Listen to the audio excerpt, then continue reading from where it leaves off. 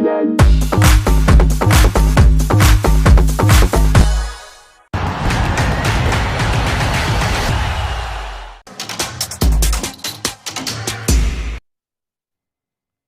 bit of a strange innings to start us off on this Thursday doubleheader. Threatened to be a lot more than where it finished. It ends RCB 174 for 4. This after having been 91 for no loss after 10 and 130 for no loss at the end of 15. You're watching Visit Saudi presents ESPNcricinfo T20 Timeout. We're joined by Tom Moody and Amol Muzumdar. Let's start by congratulating Amol. Almost hit the nail there with 175.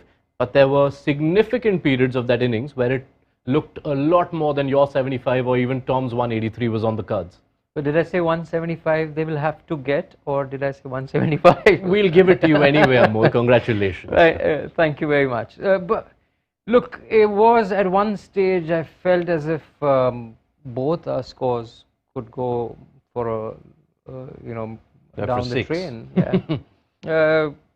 It was 190, 195 on the cards when Virat and Faf had laid the foundation, but credit to the Punjab bowlers that they've pulled it back and pulled it back magnificently. Yeah, and lots to unpack from that innings, Tom. Before we get into the batters and what happened in those last 5-6 overs, how much credit to Punjab for pulling it back as well as they have in the last 5 overs?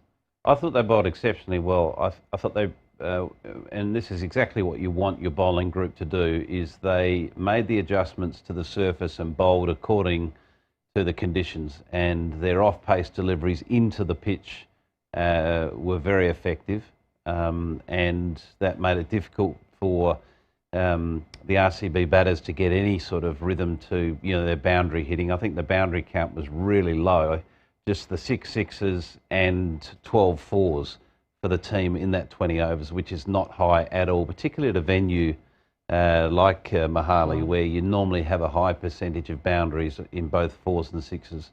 So that's credit to Punjab, the way they read the conditions and made the adjustment to their bowling with off-pace deliveries, and the spinners obviously had their say as well.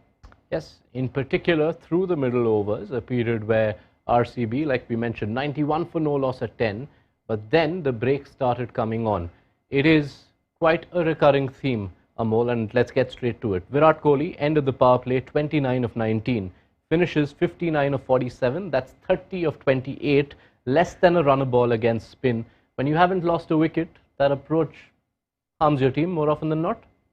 Look, when you score at that pace and you don't go on to get a big score, then it does. But I feel, the boundary hitting and the six hitting has been a little bit of an issue, especially today. If you see just 1 6 and 5 boundaries in that Virat Kohli innings, probably in the first 6 overs you expect a couple of more sixes or a couple of more boundaries also. So I've been harping on this point that it's no more a singles or twos game. It's all about boundaries and sixes, how many boundaries and sixes you can hit on a good pitch given the conditions. So I think if Virat Kohli doesn't go on to till the end where he catches up after a while and bats at a strike rate of what later on in the last part of his innings, probably you expect him to go at 160, 170 and then catch up on that strike rate. But it hasn't happened in this IPL. And what's particularly concerning, Tom, is even when there are fast beginnings, the power play scoring rate has not been a concern. This pattern, since the start of 2020, between overs 7 to 9, Virat Kohli has a strike rate of 95. Even in innings where his team has been 1 wicket or less down, that strike rate still in those 3 overs is less than a run a ball. Yeah, well, it's not pretty reading, is it? And I think at the end of the day, that's something that needs to be looked at closely, because I know Amol said that it's okay if Virat bats till the end, but it's not really okay because they're not maximising as a team the total that they need to be getting. They didn't lose their first wicket until they scored 137 runs, and the bulk of the innings was gone. And if you have one of your batters only striking at 125 and batting all that period of time, you're not, from a team perspective, maximising your score. So Yeah, clearly Virat's dominating power play and is playing incredibly well during that phase, but there is clearly, whether it's a strategic mindset or whether it's just he's getting stuck against spin after power play overs, that needs to be addressed if RCB are to maximise their totals. The defence that often tends to come from the RCB camp, be it fans, be it from within the team, is that while the team might not admit to it, you do see the problem in the rest of the scorecard, that a lot of their other batters, bar Glenn Maxwell, have not really been in touch. How much does that factor vindicate this approach? Does this approach become any more acceptable given those problems? I don't think you need to look at, personally I don't think you need to look at what may or may not happen. You need to be worried about what's happening right here and now. To forecast what might happen, oh, well, such and such is not scoring any runs. Well, how about let's give them an opportunity. Let's see, you know, given that opportunity. I'm not saying you throw your wicket away accordingly, but I think you need to be in the present, you know, from a partnership point of view, and also an individual needs to be very much in the present. And if you see there's opportunities to take a particular bowler down or to identify a boundary early in an over, whatever it might be, you can't have the hangover of the worry of, well, we don't have experience in our batting order, or Dinesh Karthik's not in form, or Maxwell is, you know, running hot and cold. Whatever the excuses you want to make, I don't think you can have that, because it's a team game. It's 11 players that pull together to get you over the line in a contest against your opposition. Well, I correct myself, it's more than 11 players now because of the impact sub. 12. So, you know, I think you can't have such a narrow vision to the way you approach it. And if he does have to look somewhere for inspiration, he need only look at his opening partner. Similar age, has had similar issues against spin in the not so distant past, but Faf du Plessis continues to come excellent for RCB this season. 84-56, top scorer in this innings. And Amol, it continues what has been a fascinating start to this campaign for Faf. He's been a complete, complete T20 player for the last 3-4 seasons. I mean, he's played for CSK and then he's come to RCB. He's just shown the way for everyone. Of course, he's retired from international cricket, but he's still, in the franchise cricket that he plays all across the world, he still seems to be the most sought-after player. And it's credit to his approach to batting and his fitness. One thing what is really striking about Faf is his stroke play against the spinners. He gives himself a little bit of room, he exposes his stumps, and then he tries to hit it right down the ground or over covers. He's identified a couple of shots, and that's what the game plan is generally for a batter. And if you're put under pressure, which you normally would be under pressure while playing T20 cricket, you should have those shots in your pocket, basically. I call it those pocket shots, where you can release the pressure by getting 4s and 6s. And he tries to aim it towards, back down the ground or over covers. And to that point, Tom, might I add that this has been a late career significant upward curve for Faf du Plessis, because just going through his strike rate against spin between 2018 to 2021 in T20s, it hovered around the 115, 120 mark. And you've seen since last year, it's gone above 135, 140. Lots of clear intent, especially when he faces spin. Well, I think that's a great sign of a player that is clearly in touch with the modern game and has evolved constantly. We've also got to recognise Faf is only playing franchise cricket now. So he is a specialist in this particular field. So he doesn't have to worry about test cricket or 50-over cricket, where he has to find a different mode of a game style. So he has clearly thought through his game very, very carefully. He's not only kept himself in incredible physical condition, but he has evolved his game tactically to be able to just take his own personal game to a different level, knowing that this is the format, has got his 100% attention. Right, so that was Virat Kohli and Faf du Plessis, who between them did, well, the bulk of the scoring for RCB. After that, Glenn Maxwell, first bowler, Dinesh Karthik 7 of 5, Lomdor 7, Shahbaz 5 not out. Early part of the season, I know Amol, but Dinesh Karthik's form and the lack of runs will be a cause of concern for RCB. Yes, I would say. So far, he hasn't delivered on the promise that what he showed last season. He was released by KKR before that, and then he joined this new franchisee, and he was clearly given the role to finish things off, and it extended his T20 career. I would also say in international cricket, he got a place in the Indian team, went to the World Cup.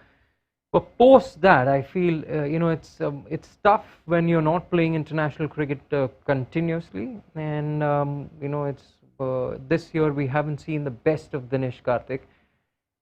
His strike rate is low, and also he's getting out at those significant moments in the game. This is where you would expect a Dinesh Karthik to come good.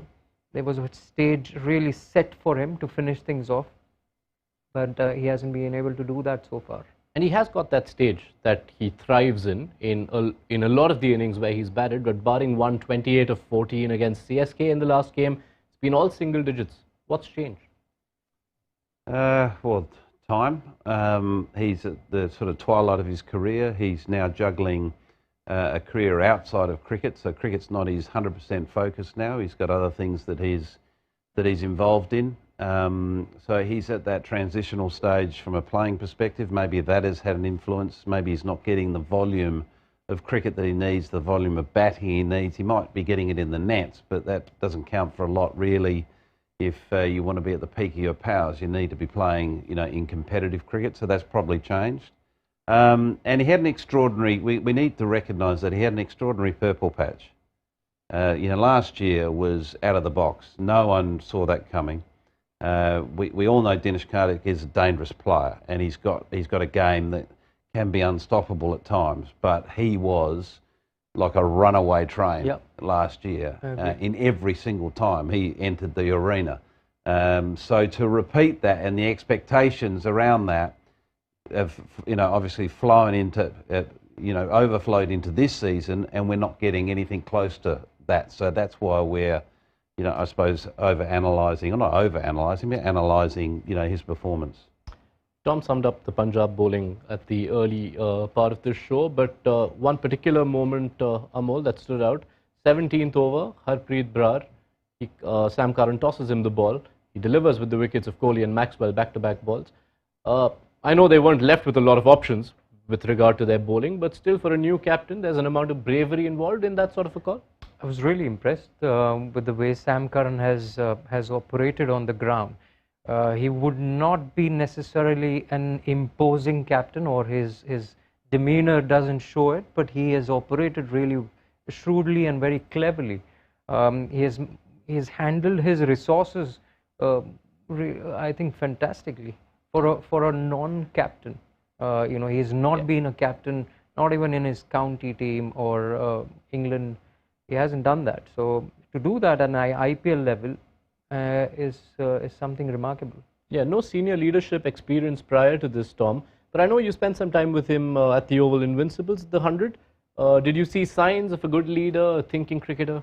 He's an extremely competitive cricketer. He's a good thinker about the game. He understands the game and the subtleties of the game. He's a natural leader as in a personality. People naturally gravitate to him because of his personality. He is a very likable personality, and he is someone that brings a dressing room to life. So they're all fine qualities of leadership. You then give a little C after his name on a scorecard. You've got someone that's potentially going to do a good job, because people are going to follow him and respect him. All right, so Punjab's innings just about to begin. We can see that they have activated their impact sub. It's Prabsimran Singh who's come in, and him and Atharva Taide in a quite young opening pair for Punjab. So let's get predictions in. Amol, we'll start with you. You nailed the first innings. How are you calling the second? It's a tough one. 174. I think it's a little below par score, but I still feel RCB with the bowling lineup will pull this off. Tom? Yeah, I think RCB, purely because I think their spin is going to have a real influence on this. I think Hasarunga's going to be a handful. Can I pinch you into a margin then? You're asking a bit much, aren't you? Growing in 11 confidence. runs. 11. He Alright. always goes with odd numbers, 189.